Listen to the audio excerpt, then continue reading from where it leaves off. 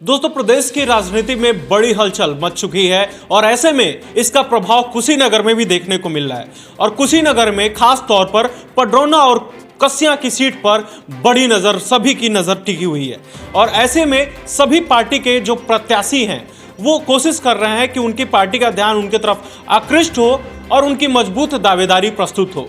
तो कस्या विधानसभा में हम बात करने वाले हैं कांग्रेस की सीमा शर्मा जी से, जिनका नाम इस समय आगे लेकर आया जा रहा है। खास तौर पर खुद प्रियंका गांधी जब ये बात कही हुई है कि 40% आरक्षण महिलाओं को हम देने वाले हैं, तो ऐसे में सीमा शर्मा एक मजबूत दावेदारी यहां से अपनी पेश कर रही हैं। तो अगर सीमा शर्मा के बैकग्राउंड पर बात की जाए तो इन्होंने 2012 से सामाजिक कार्यों में अपनी रुचि दिखानी शुरू की और एक एनजीओ से जुड़ी। उस एनजीओ के माध्यम से यहाँ की महिलाओं को सशक्त करने की कोशिश की। इन सभी बातों पर बात होगी, राजनीतिक कैरियर की भी बात होगी और किस तरह से ये कुशीनगर विधानसभा या कस्या विधानसभा की समस्याओं को कैसे समझती हैं, इस पर भी बात होगी। और इनके नाम पर अगर मोहर लगती है तो इनका क्या विजन होगा ये भी हम जानेंगे। तो चलिए हम उनसे बात कराते हैं, मिलवाते हैं आपसे। स्वागत है सीमा जी आपका। जी बहुत बहुत धन्यवाद। तो सबसे पहले तो हमारा सवाल यही रहेगा और सबसे पहले हम यही सवाल पूछ रहे हैं कि अभी कुशीनगर भाजपा में अनस्टेबिलिटी दिख रही है, मतलब अस्थायित्व तो नहीं दिख रहा है और कहीं ना कहीं स्वामी प्रसाद मौर्य के जाने के बाद से और भी ज़्यादा खतरे भाजपा के लिए बढ़ गए हैं। तो यहाँ पर आप मजबूती दिख रही है आप लोगों की? जी जो भगदड़ मची है भाजपा में, ये तो होना ही था, क्योंकि जब से इनकी सरकार आई है इन्होंने न तो महिला सुरक्षा पे ध्यान दिया है, ना दलित पे ध्यान दिया है, ना शोषित वंचित पे ध्यान दिया है, ना ओबीसी पे ध्यान दिया है। जिन वोटों ने इनको जिताकर इतनी बड़ी सरकार दी, बहुमत की सरकार दी, उनकी इन्होंने घोर उपेक्षा की और 5 साल तक लोग बर्दाश्त करते रहे।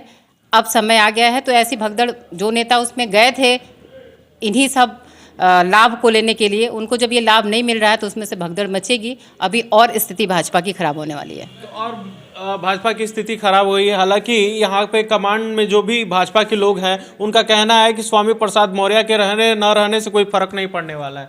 क्या लगता है? देखिए, फर्क पड़े कि नहीं पड़े वो बात अलग है, लेकिन आपकी जब परीक्षा की घड़ी है उसमें से आपके परीक्षार्थी तो भाग रहे हैं ना। इसका मतलब कि वो संतुष्ट नहीं है। आपने जो शासन चलाया 5 साल, वो भी तो जनता के ही प्रतिनिधि तो है ना, प्रतिनिधि हैं जनता के। वो तो यही बात लेके भाग रहे हैं कि आपने ओबीसी की उपेक्षा की, आपने दलित की उपेक्षा की, आपने शोषित वंचित की उपेक्षा की है। तो कहीं ना कहीं आपने उपेक्षा की है, तभी वो भाग रहे हैं। तो उसका खामियाजा तो आपको भुगतना पड़ेगा। वो समाज भी आपसे अलग होगा और भाजपा को इस बार पडरौना विधानसभा में हो सकता है इम्पैक्ट पड़े, कस्या विधानसभा में इसका इम्पैक्ट दिखेगा कि नहीं? देखिए, ये एक राष्ट्रीय मुद्दा है। राष्ट्रीय मुद्दा है तो इसका इम्पैक्ट हर विधानसभा पे पड़ेगा। जैसे मोदी जी के नाम पे हर विधानसभा में वोट पड़ता है, तो अगर भाजपा में किसी भी मुद्दे को लेकर चर्चा होती है, चाहे उसका कोई भी बड़ा नेता छोड़ के जाता है, तो डेफिनेटली इसके हर विधानसभा पे इसका असर पड़ेगा। कस्या विधानसभा में ऐसी कौन सी इतनी आप गांव में विजिट कर रही होंगी, महिलाओं की बात आप करती हैं, पहले भी जब डिबेट सेशन हुआ उसमें भी महिलाओं से ही केंद्रित आपका रहा बातें, तो इसलिए हम पूछेंगे, ज़्यादातर सवाल के महिलाओं पे ही केंद्रित रहेंगी। यहाँ पर कुशीनगर में चूँकि आप कुशीनगर जिला अध्यक्ष भी हैं महिला विंग की, तो ऐसे में पूरे कुशीनगर विजिट करना आपका रहता होगा। क्या स्थिति है महिलाओं की यहाँ पर? महिलाओं की स्थिति यहाँ पर बहुत ही ज़्यादा असंतोषजनक है। जैसा कि आपने कहा कि मैं जिलाध्यक्ष हूँ, इस नाते मैं पूरे ज़िले में गांव-गांव, हर ब्लॉक ग्राम सभा, न्याय पंचायत में घूमती हूँ और महिलाओं की समस्याओं को बहुत नज़दीकी से मैंने महसूस किया है। महिलाएं खुद आके मुझे बताती हैं और मैं खुद देखती भी हूँ कि यहाँ पर प्रधानमंत्री आवास योजना, मैंने आप जो पिछला डिबेट हुआ था, हमारी मुलाकात हुई थी, उसमें जो भाजपा से आए हुए थे प्रवक्ता, उन्होंने कितना अपना सीना चौड़ा करके कहा कि हमने गांव-गांव तक आवास पहुंचा दिया है, शौचालय पहुंचा दिया। मैं आपको अभी बड़वा छापर गांव है और भी इस तरह के बहुत सारे गांव में मैं आपको दिखाऊं, जो दलित महिलाएं हैं उनकी झोपड़ियां ही झोपड़ियां दिख रही हैं। कोई प्रधान जी उनकी सुनवाई नहीं करते हैं, कोई भी सरकारी नुमाइंदा उनका सुनवाई नहीं करता है। वो किसके पास जाएंगी? बेचारी अनपढ़ हैं, गरीब हैं। ये एक कड़वा सच है। यहाँ का, कुशीनगर ज़िले का, कि गांव में जिनको आवास की ज़रूरत है उनके पास आवास नहीं है। मैं इसको आपको दिखा सकती हूँ, मेरे पास वीडियो भी है, मैंने वीडियो बनाया हुआ है। ठीक है, महिला सशक्तिकरण को लेकर यहाँ पर क्या स्थिति है? यहाँ पर क्या महिलाएं सुरक्षित खुद को महसूस कर पा रही हैं या फिर आगे बढ़ पा रही हैं? बिल्कुल नहीं बढ़ पा रही हैं। बेटी बचाओ बेटी पढ़ाओ का जो भाजपा का नारा था, मुझे यहाँ कुशीनगर ज़िले में फ़िलहाल बहुत ही खोखला दिखता है, और इसीलिए हमारी नेता प्रियंका जी ने लड़की हूँ लड़ सकती हूँ का नारा दिया है। और इस नारे से मैं आपको बताऊँ कि जब मैं जनसंपर्क करती हूँ, महिलाओं और लड़कियों के बीच जाती हूँ, बहुत उत्साहित होती हैं। मुझसे पहले ही बोल देती हैं लड़की हूँ लड़ सकती हूँ। मैं पूछती हूँ कहाँ से देखा बेटा, तो न्यूज़ में देख रहे हैं, होर्डिंग पोस्टर्स में देख रहे हैं, और उनके चेहरे पर जो एक उमंग और खुशी होती है, वो मेरे कहने से पहले ही दिखती है। तो मतलब इस नारे में कुछ तो ऐसा है जो महिलाओं के अंदर प्रसन्नता लेकर आता है, एक एनर्जी, उत्साह लेकर आता है, ऊर्जा लेकर आता है। तो हम लोग की यही कोशिश है कि महिलाएं आगे बढ़ें। फ़िलहाल बहुत पीछे हैं, बहुत दयनीय स्थिति है इनकी। आप चाहे देख लीजिए, आप लोग भी समाचार में दिखाते हो, मैं आपका चैनल हमेशा देखती हूँ, कुशीनगर समाचार के माध्यम से देखती हूँ कि हर दूसरे दिन किसी न किसी लड़की का दुष्कर्म का कोई ना कोई समाचार आप लोग के पे आता ही है, आपके चैनल पे। तो ये सबसे पहला और महत्वपूर्ण मुद्दा है कि यहाँ महिला सुरक्षा बहुत ही कमज़ोर है, और इसी के नाते जो माँ बाप हैं शहरों की अपेक्षा गांव में अपनी बेटियों को डेली स्कूल भी नहीं भेज पाते हैं। एक यह भी समस्या है कि उसकी सुरक्षा को लेके लोग संतुष्ट नहीं हैं माता पिता, इसलिए सिर्फ एग्ज़ाम में बच्चों को भेजा जाता है कॉलेज में। तो क्या लगता है कि इतना सारा तो दावे किए जा रहे हैं महिला सशक्तिकरण को लेकर, बेटी बचाओ बेटी पढ़ाओ को लेकर करा गया, तो क्या कुछ सरकारी दिक्कतें हो जा रही हैं? सरकार की इतनी अच्छी योजनाएं हैं, उसके बावजूद ग्राउंड पर नहीं उतर पा रही हैं, तो इम्प्लीमेंटेशन में क्या दिक्कतें आ रही हैं? इम्प्लीमेंटेशन में यही दिक्कत है कि सरकार स्वयं अपराधियों के साथ खड़ी रहती है। अच्छा। आपने हाथरस देखा, आपने उन्नाव देखा, आपने शाहजहाँपुर देखा, लखीमपुर में भी बहुत सारे ऐसे केस हुए दुष्कर्म के। तो जब आप बार बार देखते हैं कि सरकार वहाँ है, फिर भी वो अपराधियों को, इन सब केसेस में गैंग रेप होता है, फिर भी सरकार कुछ दिनों तक अपराधी को बचाने की कोशिश करती है। बाद में जब विपक्ष, प्रियंका गांधी जी, ये लोग लड़ते हैं दोषर के सामने, गिरफ्तार इनको किया जाता है इन सब मुद्दों को लेके, उसके बाद में आप देखिए सीबीआई जब जांच करती है तो क्या निकलता है कि हाँ ये हुआ था, दोष सही साबित होते हैं, दोषी को फिर पकड़ा जाता है। तो आखिर शुरुआत में ही जब आपको ये सूचना मिलती है कि लड़की पीड़ित हुई है तो आप उसी समय क्यों नहीं गिरफ्तार करते हैं? आप इतना उसको लेके जाते हैं, विपक्ष के आंदोलन का इंतज़ार करते हैं। इसका मतलब अगर विपक्ष आवाज़ ना उठाए तो बच्चियों को, महिलाओं को न्याय नहीं मिलेगा।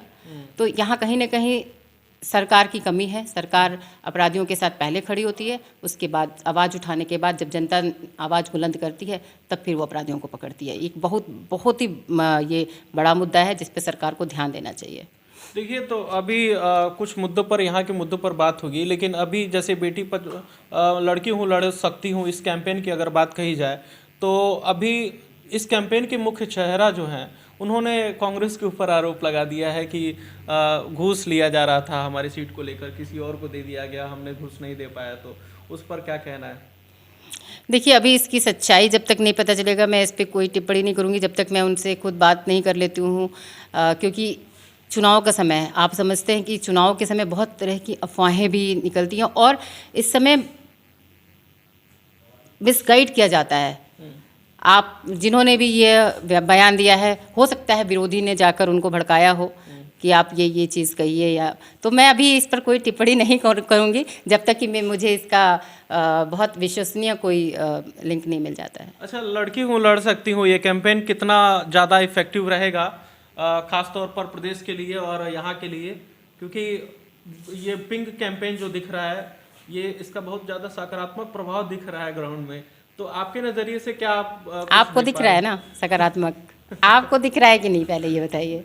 ये तो ऐसा टच किया गया है ना, देखिए पिछले चुनाव में 2017 चुनाव में खुद प्रियंका गांधी उतना इंटरेस्ट नहीं रख पाई थी और इस बार इंटरेस्ट चूँकि ज़्यादा है और उनके इंटरेस्ट की वजह से कहीं ना कहीं आप भी इंटरेस्टेड होंगी बहुत ज़्यादा, क्योंकि आप खुद महिला हैं। जी, प्रियंका जी के रूप में हम महिलाओं को एक महिला नेता मिल गई।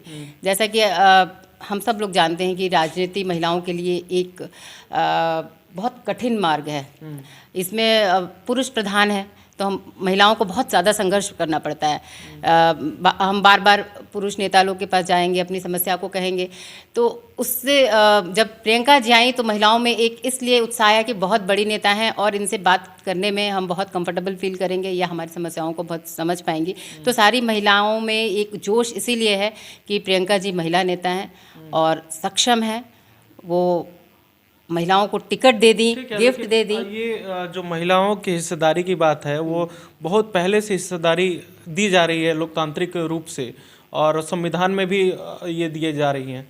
कई जगह रिजर्व सीट कर दी जाती है महिलाओं के नाम से, लेकिन आपको भी पता है कि उन महिलाओं का केवल नाम रहता है, प्रतिनिधि ही उनको सब कुछ देख रहे होते हैं। वो बात इस बार नहीं दिखेगी आपको। इस बार उन महिलाओं को टिकट दिया जा रहा है। आपने पहली लिस्ट जो आई उसमें भी देखा होगा, जिन महिलाओं ने संघर्ष किया है या जिनके साथ कोई अत्याचार हुआ, उन महिलाओं को दिया जा रहा है, क्योंकि वो संघर्ष से गुजर चुकी हैं, वो चुनाव लड़ सकती हैं, वो समाज में पीड़ित हैं। ऐसी महिलाओं को दिया गया है। ऐसी महिलाओं का आपने बहुत कम देखा होगा जो सिर्फ नाम के लिए जिनको टिकट दिया गया है।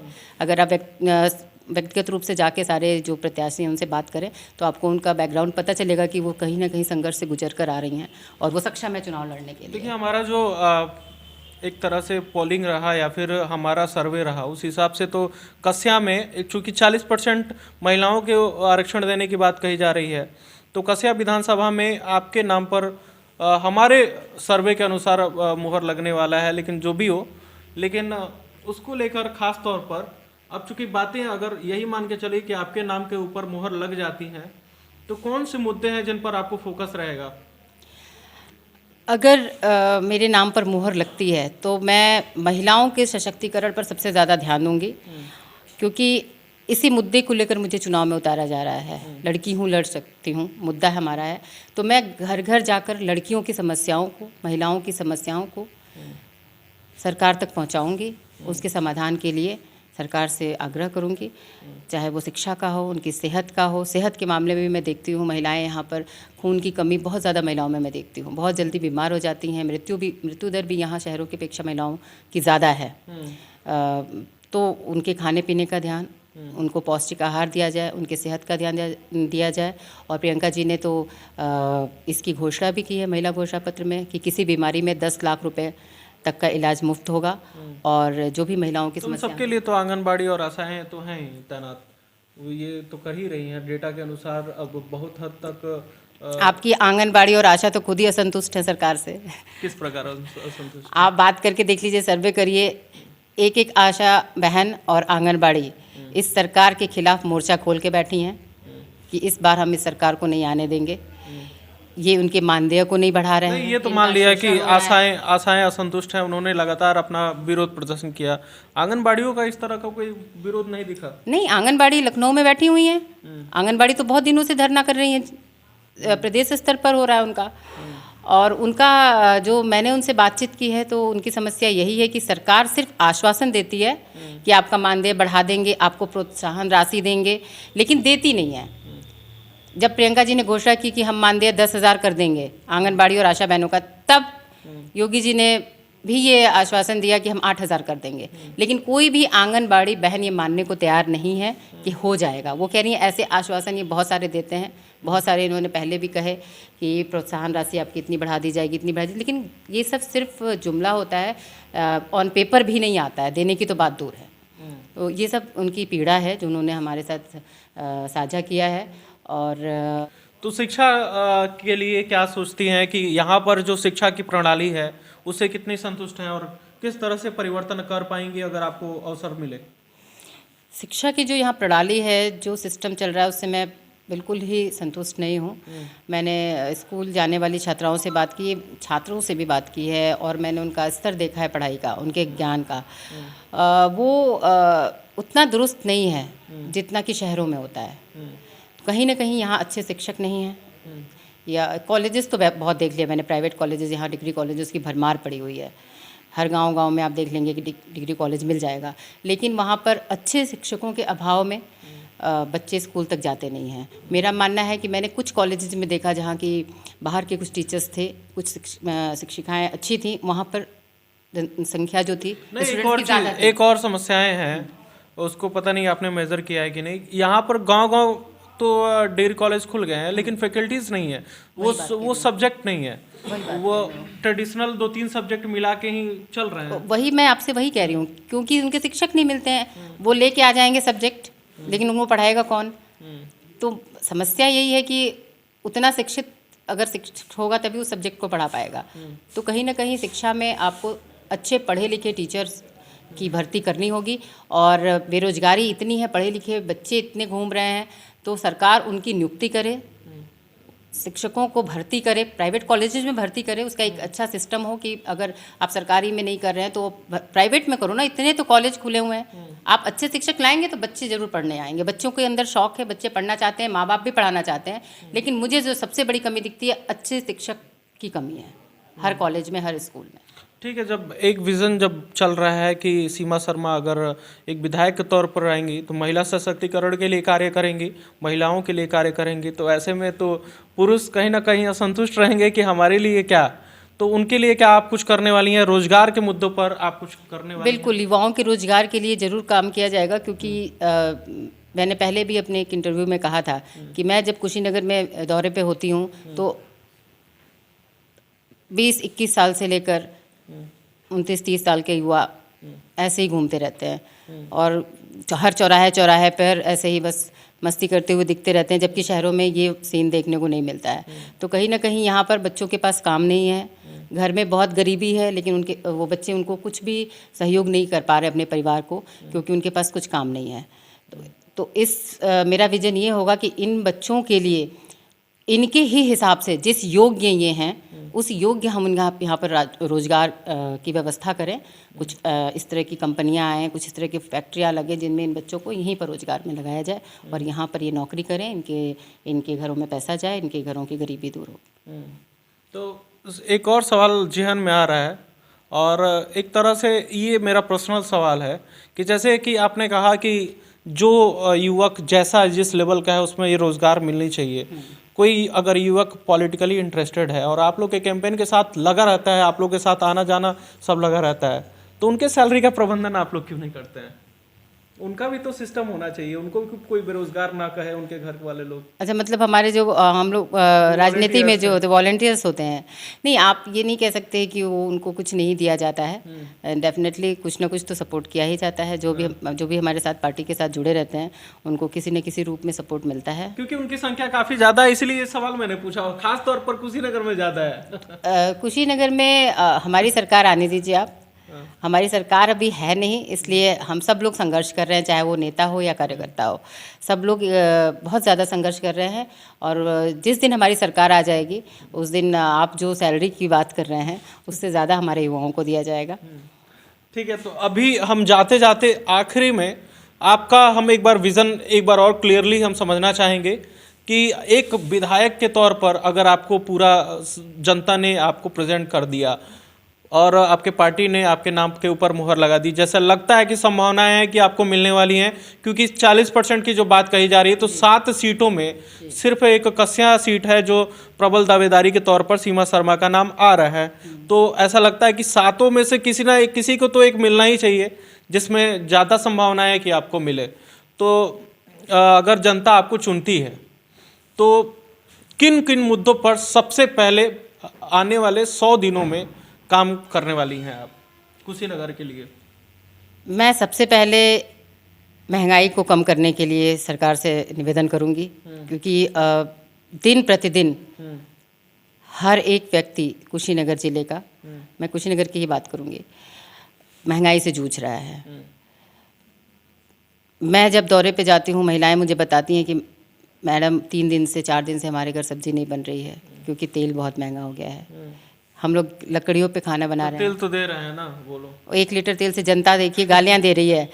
जनता 2000 रुपये में खुश नहीं है, जनता 1 लीटर तेल में खुश नहीं है। जनता जो 5 रुपये का नमक का पैकेट दे रहा है उसमें जो शीशा का चूरा मिला हुआ है और पत्थर मिला हुआ है, इन सब से जनता, आप चलिए मेरे साथ चलिए, आप चलिए गाँव, हम जब चुनावी समय वहाँ पर लोग हमारे पहुँचने से पहले गालियां देना शुरू कर देते हैं। सरकार अपनी पीठ चाहे जितनी थपथपा ले कि हम बहुत अच्छा कर रहे हैं, लेकिन जनता में बहुत ज़्यादा रोष है, आक्रोश है। मैं तो खुद मुझे कुछ बोलना ही नहीं पड़ता। जनता तो सबको कहती है कि हम आप ही को चुनने वाले हैं, वो चुन लेती है किसी को। जनता देखिए नहीं, मैं इस बात को नहीं मानती हूँ। जनता के अंदर जो आक्रोश इस समय दिख रहा है मैंने कभी नहीं देखा है। जाने के साथ लोग जो ये फ्री की चीज़ें दे रहे हैं ना, उसी पे लोग गुस्सा दिखा रहे हैं कि ये हमें दे के 1 लीटर तेल हमें बेवकूफ़ बना रहे हैं, हमें 100 रुपये का सामान दे रहे हैं और 100-150 रुपये का बैग पे अपना फ़ोटो लगा के दे रहे हैं। लोग बोल रहे हैं जनता को राशन नहीं चाहिए, स्कूटी चाहिए। हाँ, जनता को राशन नहीं चाहिए, जनता को रोजगार चाहिए। जनता चाहती है कि आप हमें उस योग्य बना दीजिए कि हम वो राशन खुद खरीद लें। जनता बिल्कुल जनता कह रही है कि ये महंगाई इतनी बढ़ा दी इन्होंने, और हम खेती में भी हम एक जो कहते हैं ना कि किसी को मजदूर को लगा के काम नहीं करा सकते हैं, क्योंकि इतनी महंगाई है। मजदूर 300 रुपये में 1 दिन का लेता है और हमारे पास पैसे नहीं हैं। तो इनका हम ये नमक का पैकेट लेके क्या करेंगे जिसमें कि पहले से वो मिला हुआ है रेता, और तेल लेके क्या करेंगे, 2000 रुपये लेके क्या करेंगे। ये हमें भीख दे रहे हैं और हमें अंदर से खोखला आपके जो शीर्ष नेतृत्व है उसका कहना है कि हम स्कूटी देने वाले, मोबाइल फ़ोन देने वाले हैं। आपको भी पता है कि जिस घर में ये सब्जी के लिए तेल नहीं बन पा रहा है, वो ट्रांसपोर्टेशन के लिए तभी ना सरकार बदलेंगे। जब सरकार आप लोग बदलिए, हम स्कूटी देंगे तो महंगाई भी कम करेंगे, हम पेट्रोल डीजल का दाम भी कम करेंगे, हमारी बेटियां स्कूटी में तेल डलवाने योग्य हो जाएंगी जब महंगाई कम होगी तो, और हम नौकरियां भी देंगे उनको। मोबाइल देने की बात कह रही थी, मोबाइल का रिचार्जेस वगैरह भी बहुत महंगे हो गए हैं। और तो हमारी सरकार आएगी तो हम सब कम करेंगे। हम तो यही कह रहे हैं जनता, सरकार सब्सिडी देने वाली है। हम बिल्कुल देखिए, कांग्रेस ने आप लोग ही कहते हैं, भाजपा कहती है या विपक्ष कहता है कि 70 साल से राज किया, 60 साल से राज किया। आप उस राज में देखिए ना कि महंगाई को किस तरह इनको शासन करना आता है। देखिए, अगर मैं एक उदाहरण देती हूँ कि अगर आपके पास भी 10,000 है और मेरे पास भी 10,000 है, तो हो सकता है कि एक घर चलाने के लिए कोई उस 10,000 में बिल्कुल भी ना चला पाए और कोई उसी 10,000 में बहुत ही अच्छे तरीके से चला ले घर को। नरेंद्र मोदी की सरकार बनने से पहले तो इसी मुद्दे को लेकर कांग्रेस को लोग हरा दिए थे कि महंगाई पे कंट्रोल नहीं हो पा रही है और भ्रष्टाचार ज्यादा है। तो उन्होंने तो सब झूठ बोला था ना। अब आप खुद देखिए, अगर उन्होंने हमें हराया महंगाई के मुद्दे पे, तो वो आज इतनी महंगाई क्यों बढ़ा दिए। उनको तो और कम करना चाहिए ना। उन्होंने डीजल पेट्रोल का दाम हमसे ज़्यादा क्यों बढ़ा दिया, उनको तो कम रखना था ना। 30 रुपये पे रामदेव जी ने कहा था ना कि 30 रुपये लीटर हो जाएगा, तो क्यों नहीं 30 रुपये है भाई, आज 110 क्यों चला गया। तो आप खुद देखिए, इन्होंने झूठ बोलकर जनता को गुमराह कर कर वो सरकार में आए, जनता का भोली भाली जनता का वोट लिया, और आज उन्होंने जनता को छलने का काम किया है। कांग्रेस फिर आएगी, फिर से जनता की रहनुमा एक कांग्रेस है, गरीब जनता की रहनुमा कांग्रेस है। जिस दिन कांग्रेस को जनता ने अपना आशीर्वाद दे दिया, जनता के सारे दुख दर्द मिट जाएंगे और फिर से राम राज्य, असली राम राज्य तो कांग्रेस ही लेके आएगी। चलिए, राम का सहारा आप लोग भी लेना शुरू कर क्यों, राम हमारे भी भगवान है। ऐसा पेटेंट थोड़ी ना करा लिया है किसी ने, हम राम हमारे भी है। वो तो वो लोग कहते हैं कि उनके सिर्फ हैं, हमने तो कभी नहीं कहा कि हमारे नहीं है। अब हम दिन रात उसको जपते रहें, दूसरों को गालियां दें, तो ये तो उन्होंने नारा देना शुरू कर दिया, जो राम को ले आए उनको हम ले आएंगे। देने दीजिए नारा, कोई फर्क नहीं पड़ेगा, जनता जाग चुकी है। अभी डिबेट हमारा शो एक हो रहा होता है, जनता से हम लोग बात करते हैं, डीके बोलता है, तो उसमें जिन मुद्दों को लेकर बातें होती थी, चाहे महंगाई के, पेट्रोल डीजल की महंगाई की बातें होती हों, या फिर और भी महंगाई की बातें हों, या फिर लोकल के कुछ मुद्दे हैं, राशन वगैरह की बातें होती हो, तो अब उस पूरे डिबेट में थोड़ा सा वो सब सवाल अब खत्म ही हो गए हैं। तो उस मुद्दे पर जनता थोड़ी बहुत संतुष्ट दिख रही है। तो किस मुद्दे पे? महंगाई के मुद्दे पर संतुष्ट दिख रही है? बिल्कुल संतुष्ट नहीं। आपने कहाँ पर डिबेट किया जनता के साथ? तो वो जनता जो होती है, जो आपके डिबेट में बैठती है, वो जनता नहीं होती है। वो जनता तो होती नहीं है। असली जनता तो मैं देखती हूँ। आप मेरे साथ चलिए, डिबेट करिए, गांव-गांव में डिबेट करिए। आप मतलब आप चलिए एक दिन, आपको पहले ही आपके प्रश्न पूछने से पहले ही जवाब मिल जाएगा। पहले ही जवाब मिल जाएगा। मैं जाती हूँ, मैं असलियत जान रही हूँ कि मेरे बोलने से पहले ही उनको कांग्रेस का पता चल जाता है कि मैडम कांग्रेस से हैं, और मेरे बोलने से पहले वो बोलने लग जाती हैं, जनता बोलने लगती है। और सिर्फ महिलाओं की बात नहीं करी, आपने कहा कि महिला सशक्तिकरण में सिर्फ महिलाओं को लाभ मिलेगा, ऐसा नहीं है। युवा वर्ग, पुरुष वर्ग भी इसमें समान रूप से लाभान्वित होगा। महिलाओं का नाम हम लोग बार बार इसलिए लेते हैं कि महिलाएं ज़्यादा शोषित हैं, महिलाओं के साथ भेदभाव होता है। या एक हमारे समाज की ये व्यवस्था रही है कि ये काम पुरुष कर सकता है, ये काम महिला नहीं कर सकती है। तो इसलिए महिलाएं जो चूंकि नीचे दबी हुई हैं उनको ऊपर उठाना है, इसलिए बार बार महिला सशक्तिकरण हाँ, यही कारण है कि अभी देखिए इंटरव्यू का सेशन लगभग कंप्लीट हो चुका है, लेकिन फिर भी चूंकि महिलाओं से संबंधित कोई ऐसा व्यक्तित्व से हम बात कर रहे हैं जो महिलाओं के मुद्दों पर केंद्रित है, और इसलिए हम ज़्यादा सवाल आपसे पूछ रहे हैं महिलाओं को लेकर। अभी देखिए एक सवाल और दिमाग में आ गया कि यहाँ पर जैसे कि कहा आपने कि महिलाओं की स्थिति बहुत सही नहीं है, सशक्तिकरण नहीं है, तो सीमा शर्मा उन महिलाओं के लिए क्या करने वाली हैं कि जो घर पे बैठी हुई हैं मजबूरी में, वो बाहर निकलें, वो भी चाहती हैं कि हम ऑफिस में जाएं, अपनी भागीदारी सुनिश्चित करें देश के विकास के लिए। तो कुछ ऐसे एंटरप्रेन्योरशिप आप प्लानिंग करने वाली हैं या फिर बिजनेस वगैरह को बढ़ावा देने के लिए कुछ करने वाले हैं, तो उसके बारे में तो बताइए। बिल्कुल, सबसे पहले मैं शुरुआत करूंगी कि पहले जितने भी कॉलेजेस हैं, स्कूल कॉलेजेस, उसमें मैंने आपको बताया कि अच्छे टीचर्स की नियुक्ति हो, जिससे कि हमारे बच्चे स्टार्टिंग से ही अच्छी शिक्षा लें। जब अच्छी शिक्षा लेंगे तो उनका बेस बनेगा, वो आगे अच्छी नौकरियों में जाएंगे। तो एक तो हमने वहाँ पर उनकी व्यवस्था कर दी कि वो अपने आप से कंपटीशन बीट करें, उसमें जाएं, आगे बढ़ें। दूसरा कि हम महिलाओं पर केंद्रित रोजगार देने के लिए उस तरह की बिजनेस कुछ लगाएंगे, जिसमें कि उनको पहले ट्रेनिंग दी जाएगी। बिजनेस मॉड्यूल होते हैं जिसमें सिर्फ और सिर्फ महिलाएं जी। जो परिवार नहीं चाहता है कि जो पुरुष जहाँ पे कार्य कर रहे हैं वहाँ महिलाएं कार्य कर रहे हैं, तो उनके लिए वो बहुत बेनिफिशियल होता है, जहाँ पर खास तौर पे केवल महिलाएं। हाँ, जैसे मैंने आपको बताया कि मैं एनजीओ से जुड़ी हुई हूँ, उसमें हम लोग ये काम करते हैं कि ब्यूटी पार्लर हो गया या बैग्स बनाने हो गए, यूनिफॉर्म सिलना हो गया, इस तरह की बहुत सारे काम होते हैं जिसमें हम प्रशिक्षण उन महिलाओं को देते हैं जो बहुत ज़्यादा पढ़ी लिखी नहीं है, तो उसमें उनको आमदनी बहुत अच्छी हो जाती है। सैनिटरी नैपकिन के आजकल पूरे के पूरे एक यूनिट लगाया जाता है मैन्युफैक्चरिंग का, उसमें भी टोटल काम महिलाएं संभालती हैं। उसके मैन्युफैक्चरिंग से लेके उसका डिस्ट्रीब्यूशन तक, उसको गांव-गांव तक समूह, जो स्वयं सहायता समूह यहाँ गांव में बहुत इसका नेटवर्क फैला हुआ है, वो भी कांग्रेस की देन है। तो उसमें मैंने देखा कि महिलाएं बिजनेस करती हैं ये वाला, कि वो उसका डिस्ट्रीब्यूशन जो है सैनिटरी पैड्स का, वो घर घर गाँव गाँव नीड भी है। हम अभी कुछ दिन पहले सर्वे करे हुए थे, हमने डिस्ट्रीब्यूट भी कराया था। तो वहाँ पर बहुत सारी महिलाएं अभी भी गंदे कपड़े और मतलब अल्टरनेटिव के तौर पे ही दूसरी चीज़ें, और उनको क्यों लगता है कि ऐसा लगता है कि महंगा है, लेकिन ऐसा नहीं है कि बहुत महंगा नहीं। हाँ, ये एक्चुअली उनको जागरूकता नहीं थी, अवेयरनेस नहीं थी। ये सेहत के मामले को लेकर जो सरकार उपेक्षा करती है महिलाओं की, उसमें ये पॉइंट आता है। इसीलिए प्रियंका गांधी जी ने कहा है कि हम सेहत पे भी ध्यान देंगे, और उन्होंने ये जो मासिक धर्म से संबंधित बीमारियां गाँव में ज़्यादा होती हैं, उसके लिए उन्होंने फ्री दवाइयों की योजना भी अपने घोषणा पत्र में डाली है।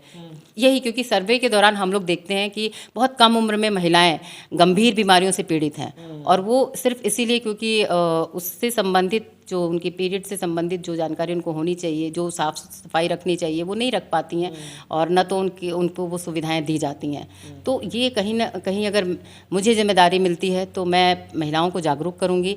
हर हॉस्पिटल्स में इसकी व्यवस्था की जाएगी कि महिला डॉक्टर, हमारी घोषणा पत्र में भी है ये कि पीएससी और सीएससी पे महिलाएं डॉक्टर होंगी और महिलाओं पर फोकस होगा। देखिए, सारी सुविधाएं हैं लेकिन फोकस नहीं है। क्यों हमारी आंगनबाड़ी और आशा आज असंतुष्ट हैं? क्योंकि कहीं ना कहीं महिला अगर नेता होगी तो वो महिलाओं की समस्या जानेगी। आज पुरुष प्रधान है, इसीलिए तो महिलाएं क्यों इतना आंदोलन कर रही हैं, इतनी दिनों से बैठी, क्यों कोई उनकी नहीं सुन रहा है? नहीं, खास तौर पर महिलाओं को आगे आना बहुत ही ज़रूरी है, और कहीं ना कहीं महिलाओं के आगे आने से उनके समस्याओं का भी, आगे जो समस्याएं दबी रह जाती हैं उस पर भी खुलकर बातें होगी, मंथन होगा, और उन समस्याओं पर कार्य होंगे। तो हम बात कर रहे थे कुशीनगर महिला विंग की प्रेसिडेंट सीमा शर्मा जी से, और कस्या में कांग्रेस कहीं ना कहीं इनके नाम पर मंथन कर रहा है, और जैसा कि 40% वाला जो इस समय प्लानिंग चल रहा है, उसके हिसाब से डिजर्विंग कैंडिडेट यहाँ के लिए दिखती हैं। देखते हैं कि कांग्रेस यहाँ की यूनिट इनके नाम पर मुहर लगाती है या नहीं लगाती है, और लगाती है तो इनको ढेर सारी शुभकामनाएं कि जनता इनको सराहे। और इनसे हमारी पूरी बातें हुई, महिला सशक्तिकरण को लेकर खास तौर पर बातें हुई, और ऐसे ही कुशीनगर समाचार को आप फॉलो करें। ऐसे ही नेताओं से हम बात करते रहेंगे। पूरा विधानसभा सीरीज हमारी जारी है। जल्द ही सत्ता संग्राम पडरौना से हम आपको दिखाने वाले हैं। बहुत बहुत शुक्रिया। जय हिंद।